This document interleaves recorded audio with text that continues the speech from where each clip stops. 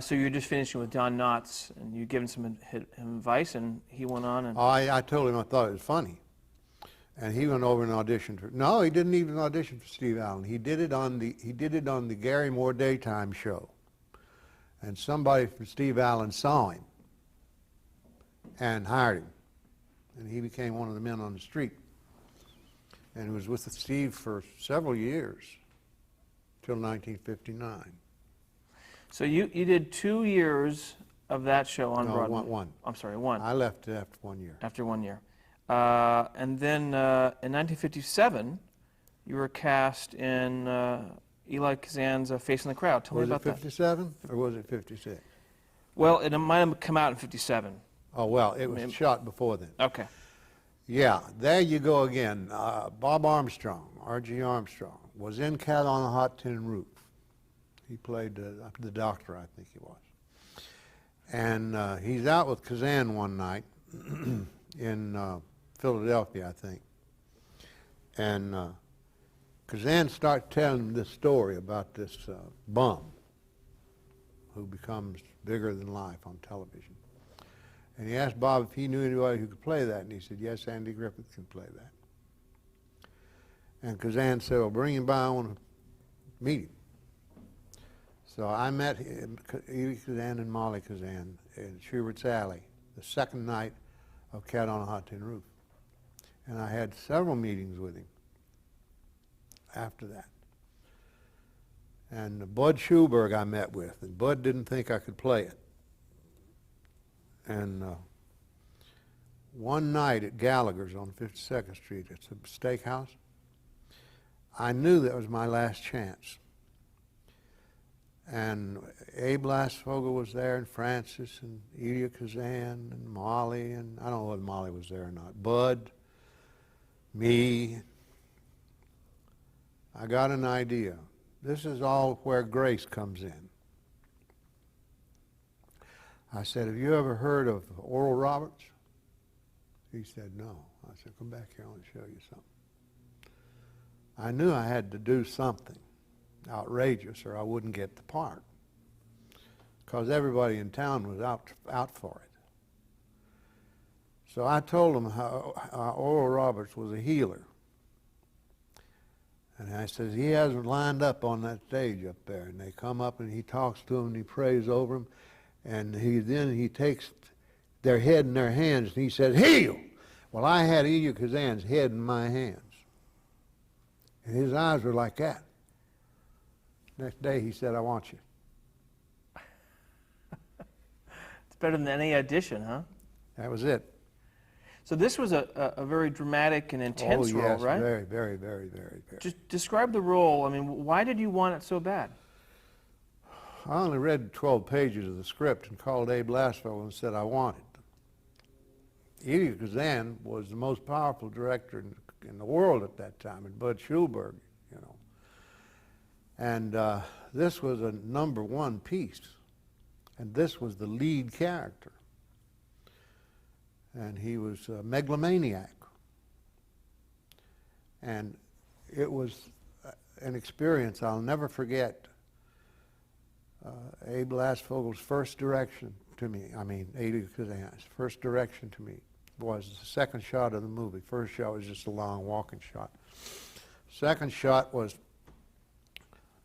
across Patsy Neal in a car and a man driving the car onto my face. And we were rehearsing, and he said, cut. And he called me aside and said, Andy, he said, the camera is an amazing piece of equipment. It sees everything. All you have to do as an actor is find what the character is feeling and what he is thinking. And if you feel it and think it hard enough, it'll come out through your eyes, and you don't have to show the camera anything. He said, now Patricia Neal there wants you to go to work at that radio station. You don't want to go to work at the radio station, but look at Patsy Neal. Can't you think of something you'd like to do with her? Got it in one take. And then he and I started a connection. And we'd just look at one another, and he'd come over to say, what? and we would exchange ideas, and then we'd shoot it. And every morning when we got back to New York, every morning he would call me in his office and tell me everything he expected to see that day in the way of colors, moods, mood swings, all of that. And he'd said, now go off and figure out how to do that. He is a great teacher, but he preferred to let you figure it out. And I did. It was hard work, but I did. It took 3 months to shoot it and 2 months to get over it. So it sounds like this experience in front of the cameras was different than live television. I mean, how did you adjust your technique between live? I didn't have much direction in live television.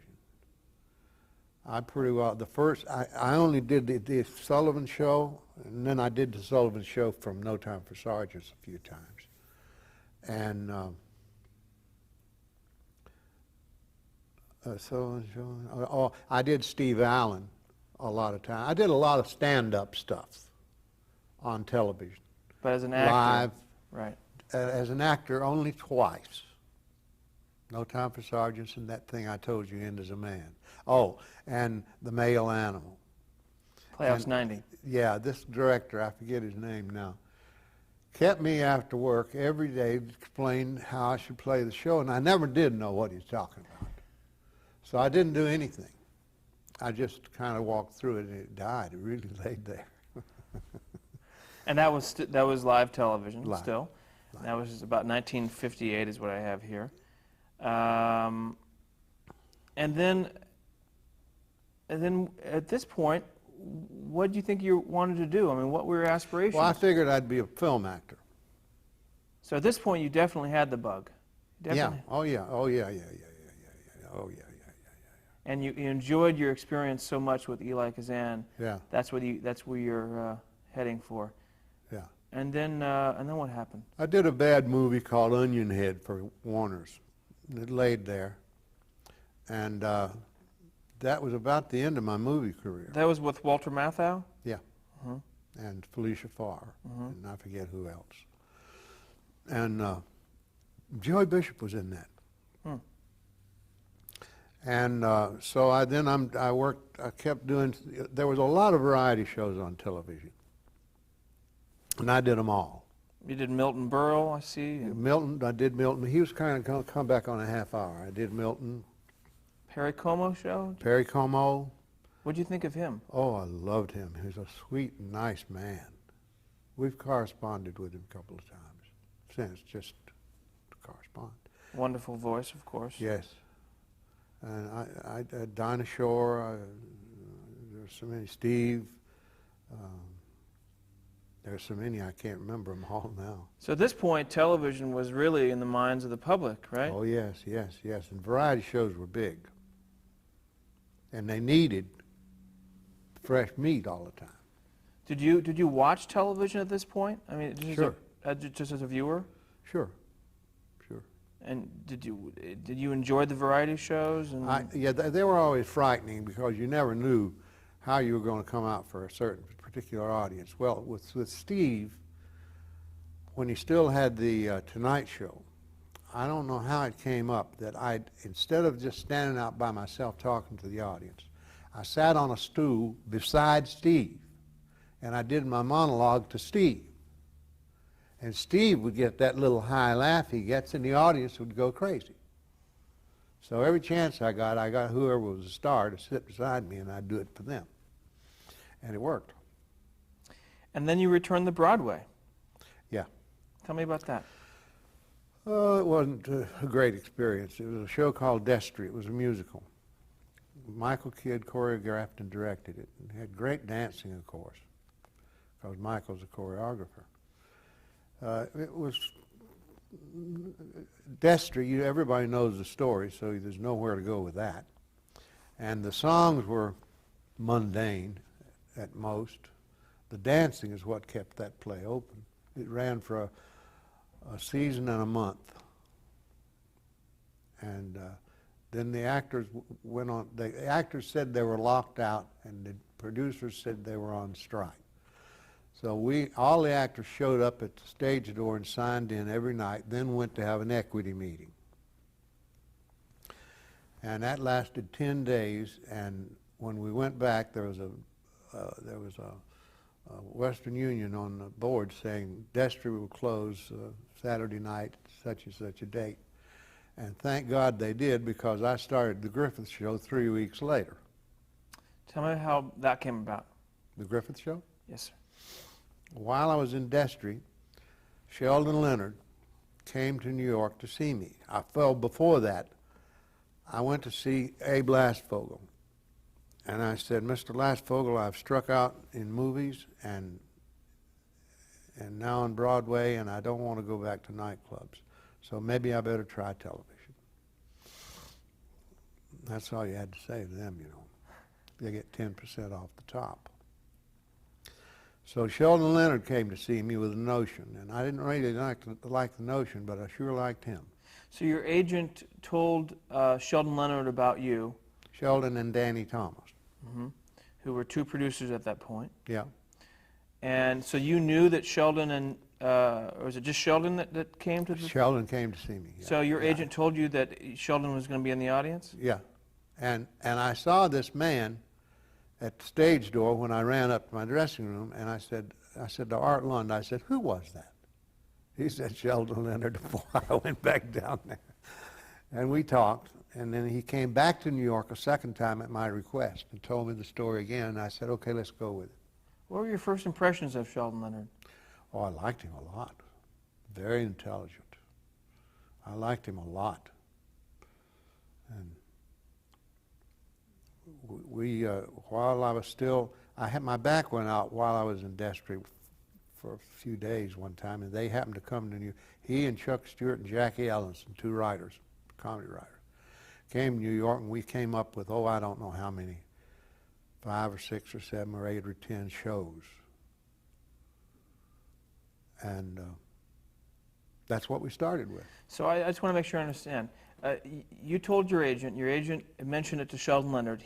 Sheldon came and saw you in Destry Rides Again, obviously liked you, and then you two talked about putting together a show for you. Is that correct? Mm-hmm. What were some of the initial ideas? Well, the first half dozen shows that were on the air were how we started. Aunt Bee coming to live with Opie and me. In the pilot, there was only it was on Danny's show. It was a spinoff.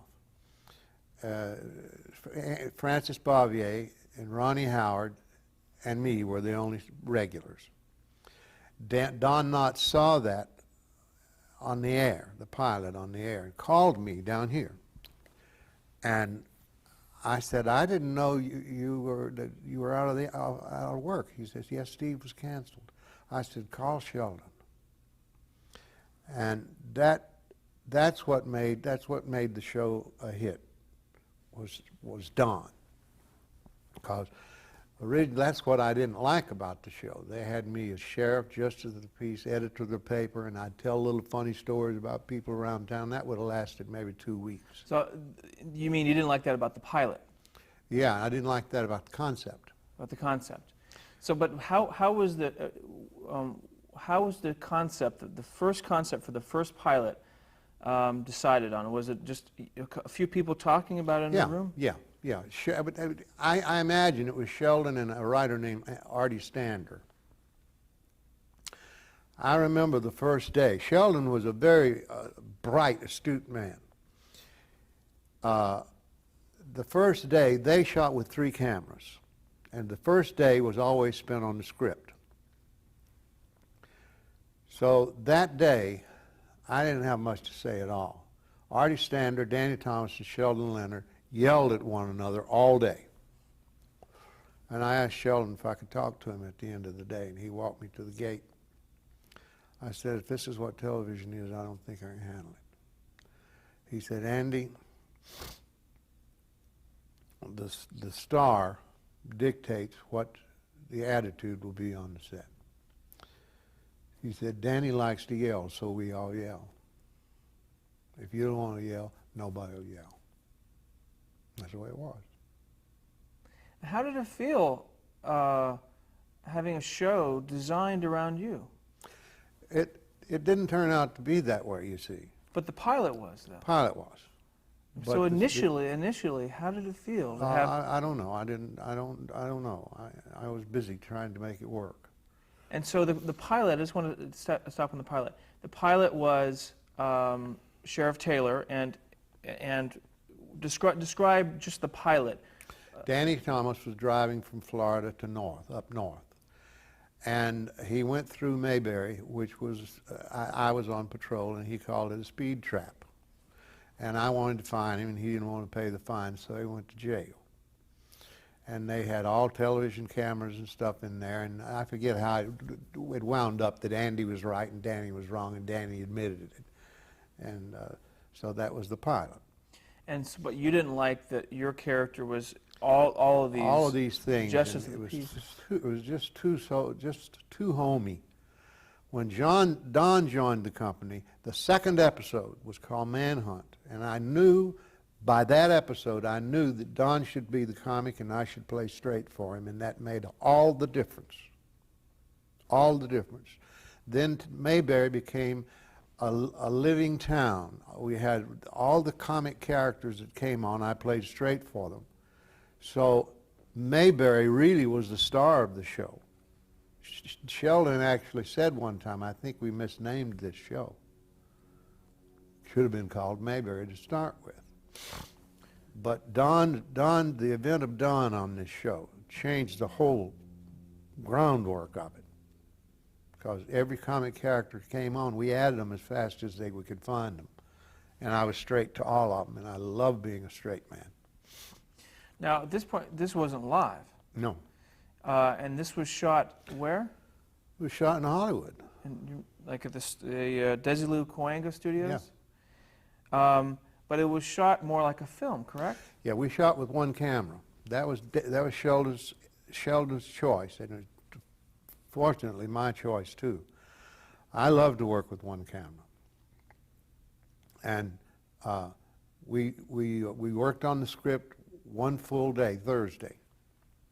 Every actor had an opportunity to take a shot at it. Friday, and then Friday we rehearsed, and we shot Monday, Tuesday, Wednesday. Sheldon would come down.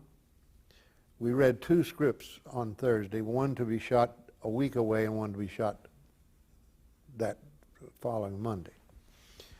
And Sheldon would read the script, and Sheldon would give his notes on it, and he would leave. And that's what was so appealing about Sheldon. He'd give his notes on it and leave, and we would either accept what he had to say or not, and nothing was ever said about it. Sheldon never mentioned it. We'd either take his idea or not. What kind of notes would he give?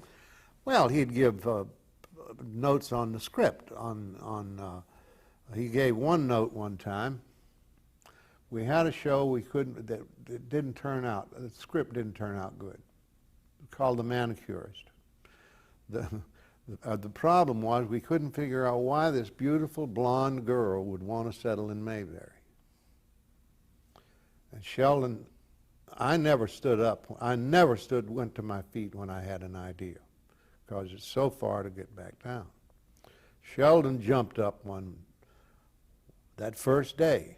Sheldon jumped up and says, I got it. She's got a sick baby in the car, and that's as far as she could get. I said, come on, Sheldon. And it laid there for weeks, and now I can't remember her name, but a beautiful actress who played Barbara Eden played the part, honey. This was an old-time movie actress. She played a dumb blonde. And I went in after location one day and went in Aaron's office, and I mentioned her name. And Aaron got the idea, got it right away. And he started talking like this character. This is Aaron Rubin. Aaron Rubin, where she said, I work for Pierre, and Pierre wants to get married, and I'm not sure about it. And I just thought I'd go and I saw a sign that said Mayberry is a friendly town, so I came. And so that's how this little show started. turned out to be a very good show. So Don Knotts came on, and then Aaron Rubin was hired as a producer Oh, he was hired before that. when the pilot sold. No. It had to be before the pilot sold because, yeah, it had to be before the pilot sold because I did the pilot when I had a week off from Destry in January. Aaron came to see me in Rye, New York to talk with me. And I liked Aaron, when we talked. So then Aaron was hired, I guess after we shot the pilot, but before the series started. Got it. What did Aaron Rubin bring in at the show as a producer? He's got a brilliant comedy mind. And he was nervous about producing, and he spoke that to Sheldon, and Sheldon said, well, you're a producer, so you just produce. You just make decisions. And he did. But Aaron, most producers are writers. And Aaron is a brilliant comedy writer. And we'd have a script sometimes that was just, you'd want to throw it away. And it's really hard to throw one away because it's hard to come up with stories. So we'd talk about it, and Aaron would take it home and take a shot at it during that week. And then I'm a writer too, and so is Don. So I wrote constantly myself. And Aaron and I saw one another on weekends sometimes. So I just want, the typical work week would be you'd shoot an episode Monday, Tuesday, Wednesday. Yeah, bring me through the typical week. We worked on a script on Thursday. Read one script, worked on another script. Like a table reading? Yeah. Or the whole cast would be there? Whole cast. And we'd work on the one that was going to be shot on Monday. Then we'd come in and read it again on Friday morning and make some final notes on it. And then we'd rehearse it. And if anything didn't work during that rehearsal, we'd talk to Aaron and we'd fix that. Then we'd shoot it. If anything wasn't working, we'd talk to Aaron, get him up to the stage, and we'd fix it. We had a 1-minute commercial every show. It's called a cast commercial. Aaron wrote those. We gave them 1 hour. We gave the client 1 hour. What kind of sponsors would they be? Always General Foods. For the whole run? Mm-hmm. And then over the weekend, you would contribute as a writer, and you would work with Harvey Bullock was hired, and Harvey Everett was Greenbaum. a writer. Harvey wrote some of our best shows. Jim Purcell and Everett Greenbaum wrote some of our best shows. Bob Sweeney directed for the first 3 years. Bob Sweeney had a brilliant comedy mind. Harvey's been a friend for all these years. Jim Purcell is dead now. Evie doesn't write much anymore. He likes to act. So, yeah, we've seen him. So Monday, Tuesday, Wednesday, you shot the show. It was always one camera, and it was on film. How did, if you're shooting with one camera, how did the comedy work between? We just knew how to do it. We were doing it for each other. We didn't need an audience. I hate those 3-camera shows with an audience. You can work on the values all week, and the minute you're bringing 250 people in, all your values go right out the window. I did not an I Love Lucy show, but a Lucy show. And a lot of my stuff was Lucy's daughter, and I was trying to get from here to here in an organized way and trying to find values all along. And Lucy was on the stage all the time with that cigarette voice, you know. And I wasn't getting anywhere. And finally, the day of the show, I realized that I had to play according to her game. I couldn't play my game. My game is to intelligize the thing. Her game is to face forward and yell. So I faced forward and I yelled, and she said after it, "Here, we've been worried about you all week." You have to do that. You have to, when you're working with somebody who has a certain style, you have to play that style. Otherwise, you're out in the field by yourself. So if you're shooting with one camera and the scene works, and the camera would move to a reverse or something, would you have to repeat exactly that, or would, if it worked and you stayed in a master, then you'd leave it at that? Rarely. We always covered. See, there again, part of the secret was I was so close to Don Knotts that I could see his eyes turn into Barney Fife. We didn't fool around. We didn't ad-lib. We did all our ad-libbing before the camera rolled. And we had everything rehearsed out. We knew when the last rehearsal should be because we were ready to shoot it right then. We usually got things in the first take. And that was true of most of the other comedic characters too. We were each other's audience, even though we didn't necessarily laugh out loud. And they put a laugh track in, to let the audience know it's supposed to be funny. So October 3rd, 1960, the Andy Griffith Show premieres. What did people back home think about all this? I don't know what they thought at first, but now they think that I based the show on Mount Airy. And I've argued about this too long. I don't care. Let them think what they want to think. They think there's a guy in there, there's a barber up there, who says he cut my hair when I was a child. Hell, he'd have to be 115 years old. And the Snappy Lunch, they serve these pork chop sandwiches. It is true that I used to go in there and get a hot dog when I was a child. So the concept of a town called Mayberry came from where? Either Sheldon or Artie. They didn't want, at first Sheldon didn't want it to be in North Carolina. He just wanted it to be somewhere in the South.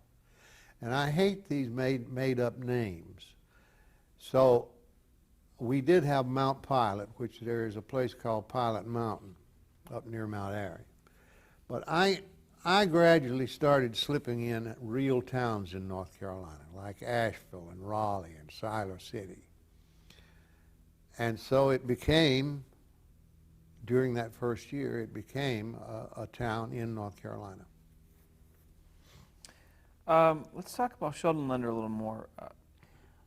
What was his duties as a producer? You better change your I better change the tape.